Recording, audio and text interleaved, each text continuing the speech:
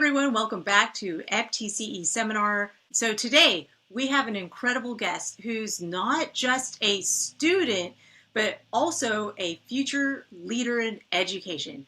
I'm a huge fan, and I know you will be too. Please give a warm welcome to Tommy Seeker.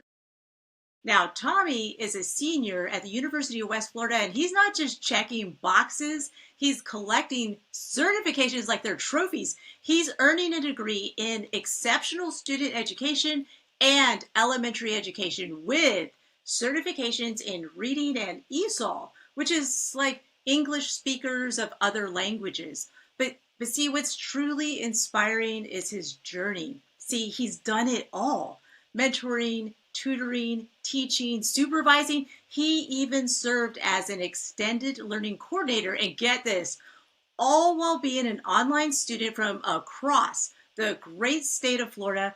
Tommy is also an officer with the UWF esports team, and ambassador for the Student Organization Council, and an officer for the Kappa Delta Pi Educational Honor Society. That's where I met him. Seriously, Tommy is a force of nature. So, welcome to the show, Tommy. I'm glad you're here. Thank you so much for having me, Mercedes. And like she said, I met her through Kappa Delta Pi. It's been an awesome experience, one that I would highly encourage everybody to participate in as well.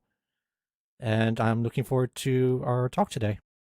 Thank you so much. Let's jump right in why we're here.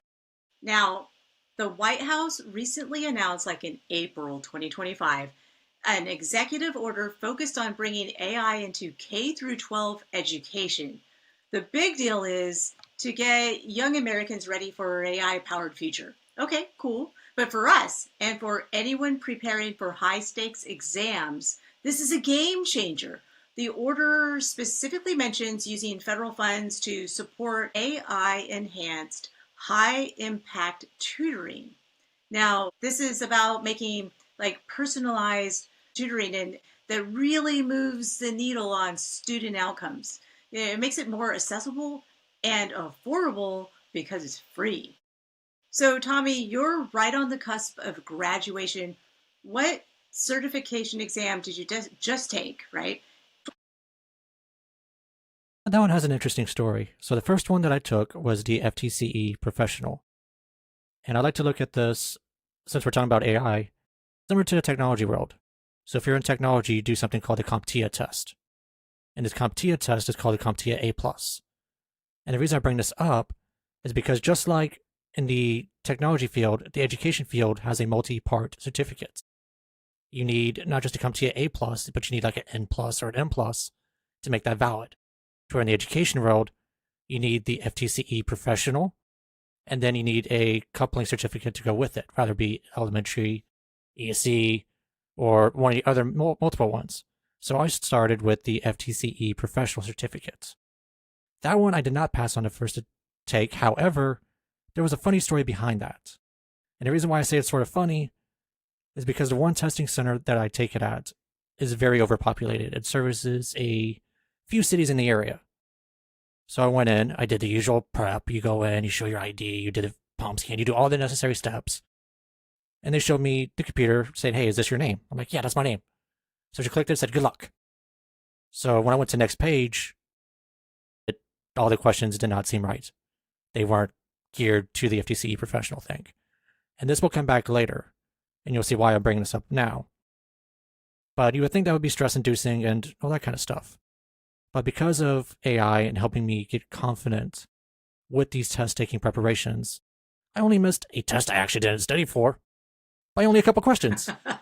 However, on the second attempt, and I did appeal and everything, and just like with everything with bureaucracy, you sometimes win them, sometimes you lose the appeal. Didn't get the appeal. However, on the second attempt, I went in and I passed it without any issues whatsoever. The next test I'm looking at taking is the FTCE Elementary. And I've been doing all these preparations that we'll be talking about later to help me get prepared for that as well. This is great news that you passed, and really funny that you almost passed a test that you didn't prepare for, but it's also because you had these great test-taking strategies. I know when I was reading some of the strategies that you had shared with me, you had actually used AI to come up with a 2-week study plan. Yeah. And that one branches out even further. I've gone back to even a month out and sometimes even further, but most of those were more or less playing with the concept of could this be a viable solution? And there was a lot of refinement that goes on as well. So it's not just as simple, you could just open a browser and be like, hey, get me ready to pass the FTCE professional now. And then it'll just do everything for you. You have to do some of the work yourself to get prepared. It's not a lot of work, but you do have to put in the work to get the results that you want. This is well stated, and something that I did want to talk about is your prompt technique and refinement, something that I'm working on also. This is awesome. This is all good stuff. I have a question. So how can our listeners, a lot of whom are getting ready for their own certification tests, use AI to prepare for an exam? Can you walk us through that? Sure. So there's multiple different AI platforms, and I'm not going to say which one's the best. Best is very subjective to whatever you feel comfortable with. It could be for whatever reasons. We're not going to get into them. It'll be a 5-hour podcast if we do that. But it comes down to your own personal preference, right? If you want to use GPT, Gemini, Gronk, whatever, find the one that works best for you. Find one that you're able to access reliably. Because just like with anything, you need to be able to routinely use this. If you're going to learn to play an instrument, you're going to have to be able to pick up that musical instrument and practice every so often. You can't just pull up a trumpet and all of a sudden you're playing Chuck Mangione. It doesn't work that way. You have to be able to reliably practice it. It's a skill. So find an application that you can reliably use. For me, I prefer something on the phone, so that way if I can't get on a computer, I could just quickly still get my daily practice in with it. Once you do that, you need to sort of use a quorum that you would use with a regular person. Even though it's AI is looking for keywords and basically looking at how you're structuring sentences to give you a response. If you're being very rude and off-putting, you're not necessarily going to get a response you want. If you have test anxiety, that's not going to help your test anxiety at all. So you want to, and it's also very good practice to be able to practice how you want to interact with other people. So for me, I try to be kind, I try to be polite, I try to be understanding. So I try to incorporate that in my typing behavior as well. It's also very good business etiquette to get yourself into that mindset. So you want to take all these different skills and incorporate it with your prompt setup. So the first thing I would do is I would say something along the lines of, hello, I am wanting to take the FTCE professional. I'm looking at taking it for this hypothetical, let's say September 1st, and I need help preparing. Could you help me? And then you usually get a prompt back saying, sure, I'll be more than glad to help. I see that it's this many weeks away. How many days can you dedicate or something like that? Like, well, I'm looking at studying maybe an hour a day. Could you generate these 80 questions, 10 questions, make a multiple choice, and cover all the subject areas? It will get a prompt along the lines of, all right, I'm updating my memory. I will do this. And then the next day when you come in like, hey, I'm ready for my study session. Can you go ahead and give me the questions? Boom, there it goes. You can now go ahead and answer them and you'll get immediate feedback. So in this case, it'll be like, hey, good job. You got 7 out of 10 today. Would you like to review the 3 out of 10 that you missed? You can say, yes, I want to go ahead and review it. And then you can see why. It will even give you explanations, such as, you technically got this one wrong, but it was a gotcha question. So remember, out of the 4 questions they give you, 2 of them are technically right, but 1 is worded in the way that the test wants you to answer it, to where the other, even though it's right, is not the correct wording. So for example, little Jimmy, please sit down. Little Jimmy, put your butt in the chair now. One's the correct way of asking it, the other, not the correct way of answering it. So they'll give you those type of questions to where you have to decide what is the professional answer, what is the ethical answer, and which one is not. They're both technically correct. We want Jimmy to sit down, but one is more professional than the other. This is a wonderful example, which, and I have actually learned that one because I told the students, I was like, oh, please have a seat. They had students sit in chairs, on desks, on the floor, on each other. And I was like, okay, tomorrow we're going to use explicit instruction. And we're going to be like, while you're entering the classroom, please find your name at your desk and sit in the chair at your desk with your name. And so these things are really funny.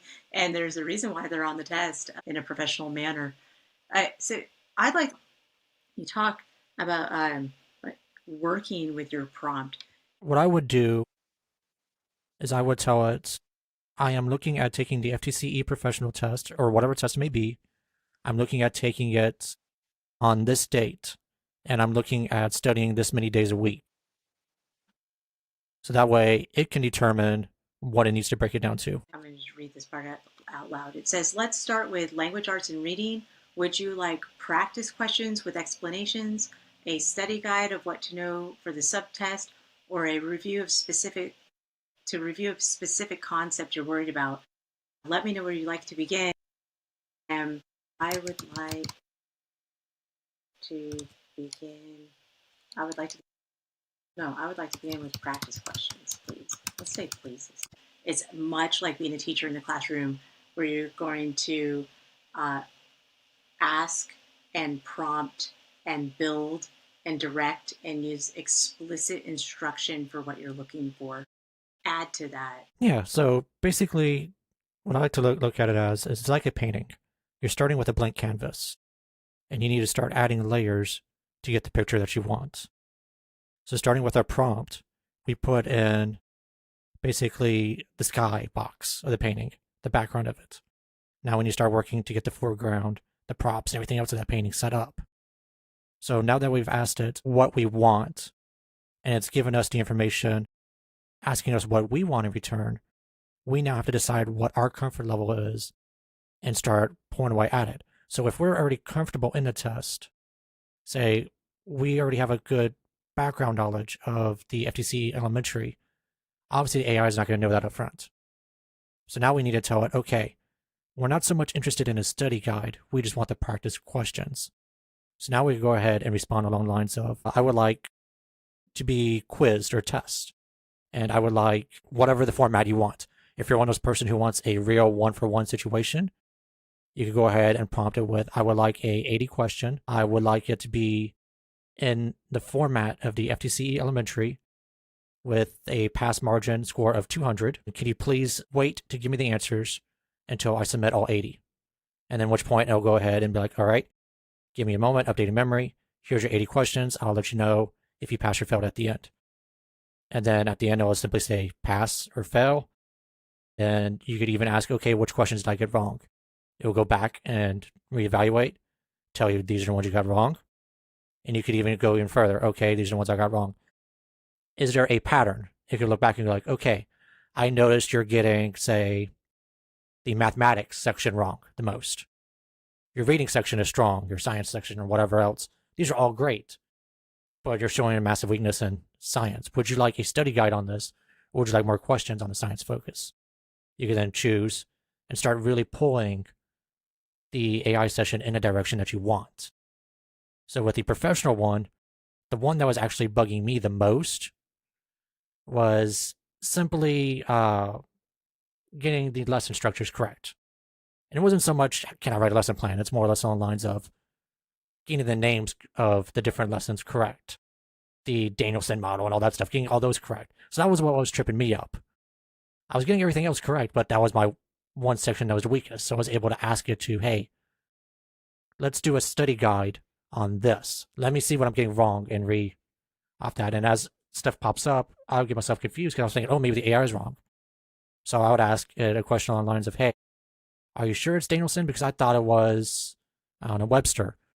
And it would pop up like, no, I could see where you got the confusion on that on. It's a very popular kind of thing. Would you like to see the resources or sources on why it's actually the Danielson model? And I'd be like, sure. You'll pull up a list. You're like, all right, this is from Purdue University. This is from the University of Georgia, whatever else. And it'll let me look at those sources. And if there's a source that I'm confused about, I could ask, is this a reputable source? It could then pull back and say that this was written by Dr. So-and-so, and this is used by whatever. So then I could go back to like, okay, now I understand where my confusion is on that. Can I please have 5 more questions in that subject area? It will then spitfire me 5 more questions. If I get it correct, it'll be like, all right, you now have a full understanding of this.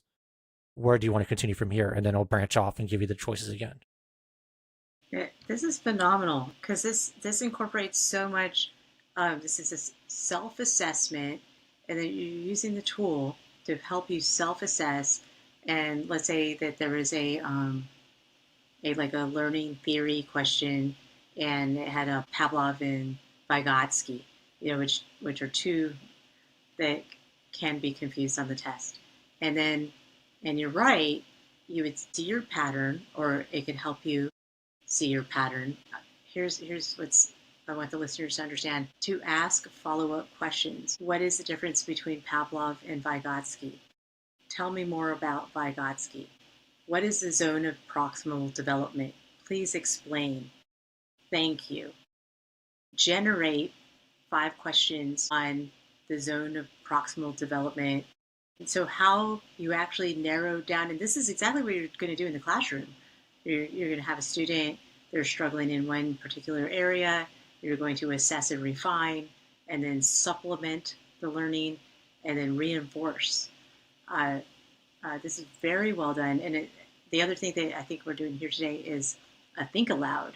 So as another classroom strategy, instructional strategy, is that we get to hear how you're processing the use of this new tool. And then we learn, from you, Tommy, how to process like this. Because for me, I was able to read your manuscript, and I thought, oh, this is amazing. This is how you build. So what have you learned from using AI, and what challenges do you see other students facing as they prepare for these exams? So what I've learned with AI is that you need to really lead it on what you want. A lot of people are under the impression that you could ask a question and it will just spit you out an answer. The problem with that is that so many of these questions overlap with each other. So for example, if I were to ask it a question, in my mind, I know it's going to be for exceptional students. The AI is not going to know that. So I may ask it, what is the best classroom procedure for this student who's misbehaving? And I just put that in as a question. It's going to treat it as a general student. It's going to go through and it's going to give me behavior practices that are probably not appropriate for a exceptional needs student. So you need to be able to set up filters and be as transparent as possible when you're writing these prompts to get the best results.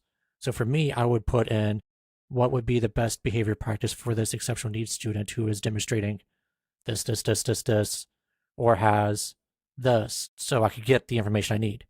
Because if not, I'm going to get something that's going to be very inappropriate for that student, and that's not going to be healthy or helpful whatsoever.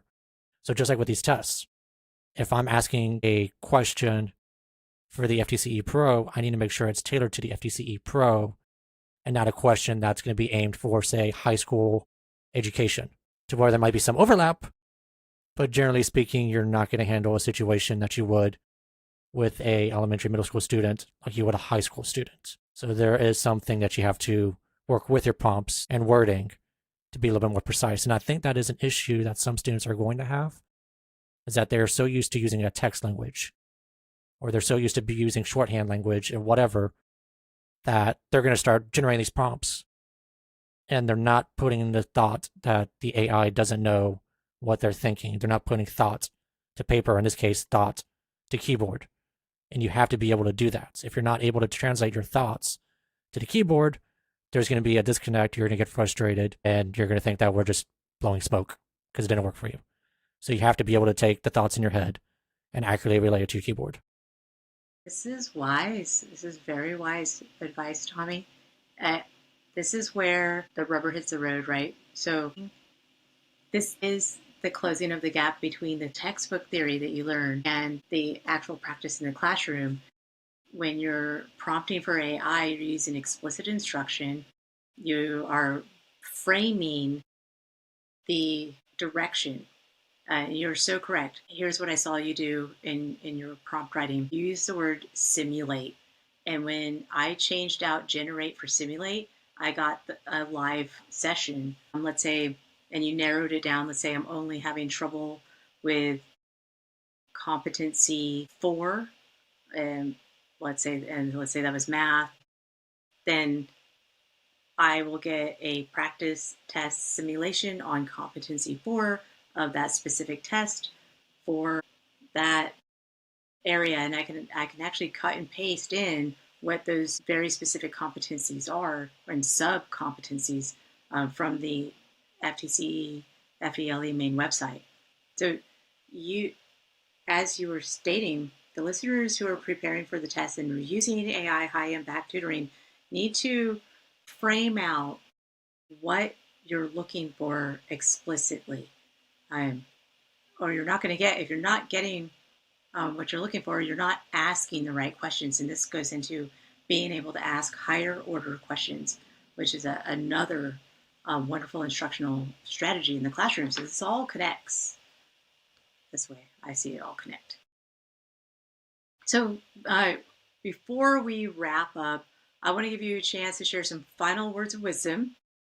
What's one piece of advice that you would give our listeners, especially those who are feeling the pressure of upcoming exams?